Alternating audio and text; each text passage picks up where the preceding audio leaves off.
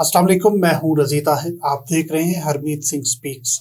बात करेंगे जिन अहम मौज़ूआत पे, उनमें यूक्रेन को सरेंडर करने पर रूस मुसलसल दबाव डाल रहा है, स्नाइपर के वार से गजा में इस्राएली फौजी हलाक हो गए, इसके साथ नेतन्याहू के घर पर दस्ती बम हमला हुआ है और उसकी तफसीलात क्या हैं आपके सामने रखेंगे। ट्रंप की पूरी काबीना जो है वो इसराइल नवाज है, लेकिन ट्रंप का दावा है कि हम जंग बंदी करेंगे। ऐसा कैसे मुमकिन होगा, इस पर बात करते हैं। लेकिन सबसे पहले हम बात करते हैं, इसराइली मीडिया ने कैसरिया में नेतन्याहू के घर के बाहर दस्ती बम हमले की इत्तला दी है।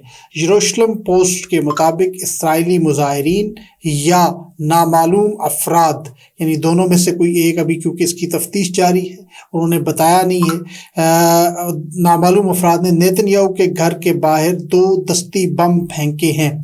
बाद मीडिया रिपोर्ट कर रहा है कि 2 फेंके हैं और बाद मीडिया रिपोर्ट कर रहा है कि 1 दस्ती बम ही फेंका गया है, जिससे किसी जानी नुकसान की इतला तो नहीं हुई। लेकिन इसराइली वजीर आज़म के घर इस तरह का हमला इसराइल के अंदर से होना एक बहुत बड़ी तशवीश पाई जाती है। काबिज हुकूमत ने वाक़े की तहकीकात शुरू करके 3 मुश्तबा अफराद को गिरफ्तार कर लिया है। दूसरी जानिब गजा की पट्टी की बात करें तो टाइम्स ऑफ इसराइल ने दावा किया कि गजा की पट्टी में इसराइली फौजी जो है वो एक इसराइली फौजी स्नाइपर के वार से हलाक हो गया है। रिजर्व फौजी गुज़िश्ता रोज शमाली गजा में की पट्टी में लड़ाई के दौरान मारा गया। मारे जाने वाले फौजी का नाम सार्जेंट एडन कीनान था, जो फर्स्ट क्लास सार्जेंट था। 21 साल कुफेर ब्रिगेड की नक्शोन बटालियन से इसका ताल्लुक था।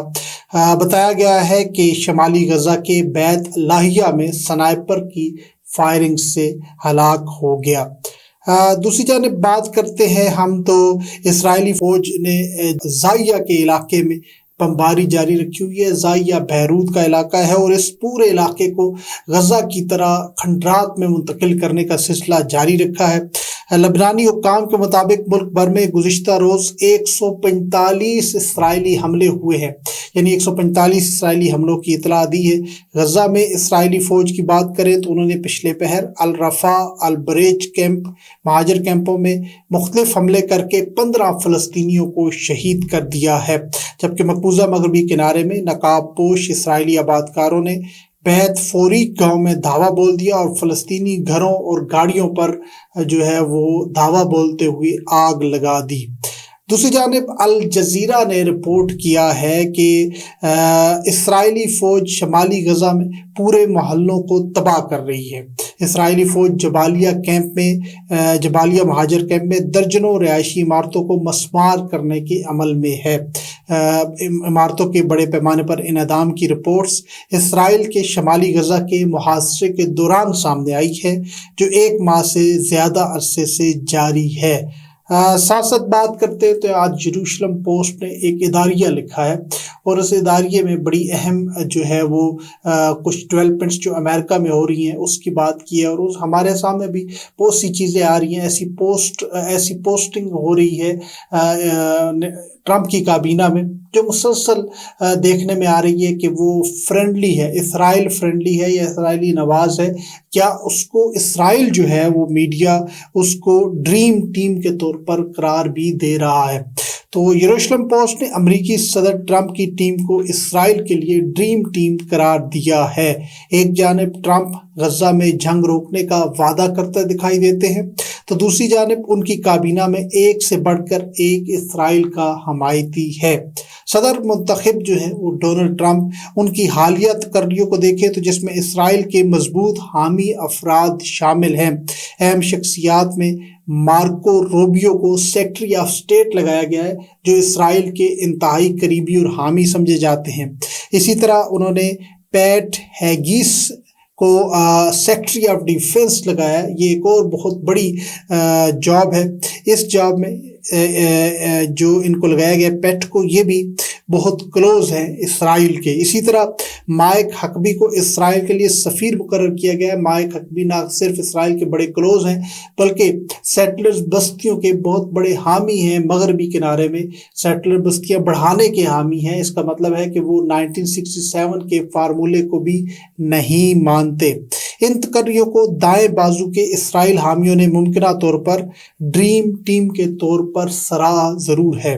ट्रंप की इंतज़ामिया ने इशारा दिया था, जो इसी यरूशलेम पोस्ट ने भी लिखा है और हमने भी इसराइल के अमेरिका के इंतखाबात के दौरान इन दावों को देखा है कि गजा में जारी जंग को जनवरी 2025 के अंदर ही ख़त्म कर देना चाहिए या कर देंगे।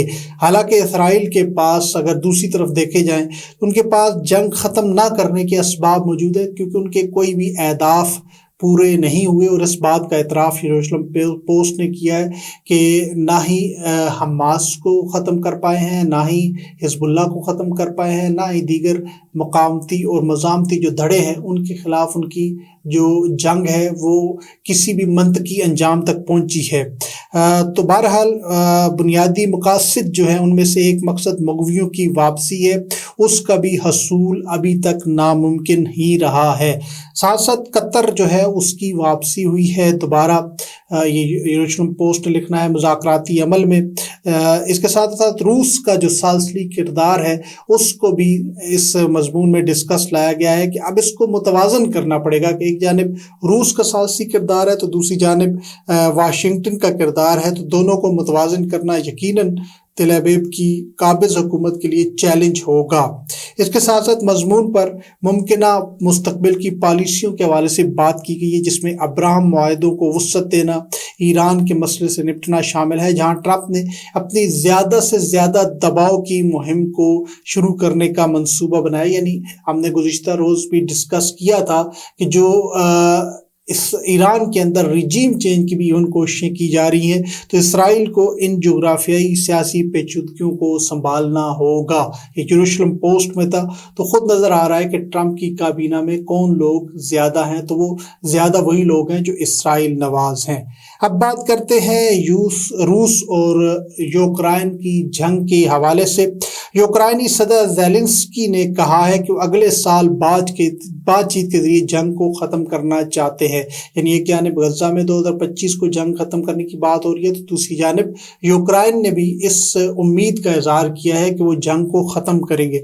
यूक्रेनी सदर ने कहा है कि उनका फरीक हर मुमकिन कोशिश करेगा ताकि रूस की अफवाज के साथ जंग 2025 में सफारती ज़राए के ज़रिए ख़त्म हो सके। ये मुमकिन है कि कुछ लोग रूस को यूक्रेनी सरजमीन को अपने पास रखने की इजाज़त देने के हक़ में हो जो उसने मैदान जंग में कब्ज़े में ली है, लेकिन ज़ेलेंस्की ने कहा है कि इन्होंने इस माह के आगाज़ में ट्रंप से बात की तो उन्होंने ऐसा कुछ नहीं सुना जो हमारे मौक़िफ़ के ख़िलाफ़ हो।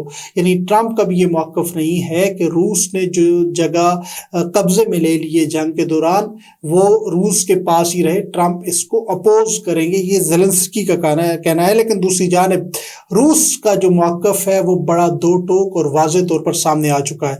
रूसी सदर व्लादिमीर पुतिन ने कहा है कि मॉस्को सिर्फ उसी सूरत में किसी मुआहदे को कबूल करेगा जब उसे यकीन हो कि यूक्रेन की जानिब से जंग के दौरान खोई हुई यूक्रेनी सरजमीन को सरेंडर कर दिया जाएगा।